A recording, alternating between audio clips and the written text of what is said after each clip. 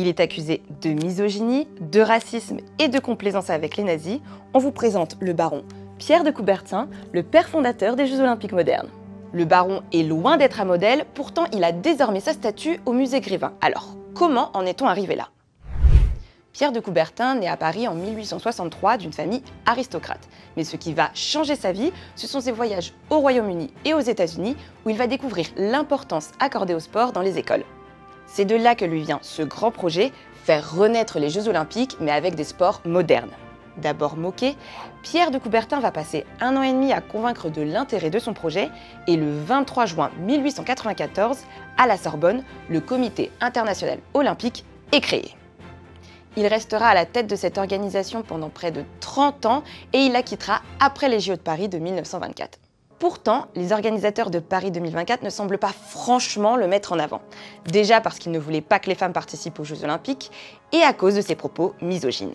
Dans la revue olympique de juillet 1912, il écrit « Une petite olympiade femelle à côté de la grande olympiade mâle. Où serait l'intérêt? Impratique, inintéressante, inesthétique, et nous ne craignons pas d'ajouter incorrecte. Telle serait à notre avis cette demi-olympiade féminine. » Et même s'il autorisa la participation de quelques femmes aux JO de Paris de 1924, il déclara 11 ans plus tard « Je n'approuve pas personnellement la participation des femmes à des concours publics.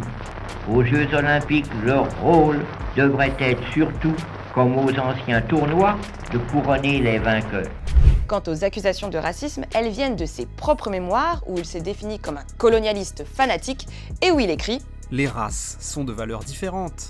Et à la race blanche, des sangs supérieurs, toutes les autres doivent faire allégeance. » Et en plus de ça, il y a son admiration pour les Jeux de Berlin de 1936 et sa complaisance avec le régime nazi.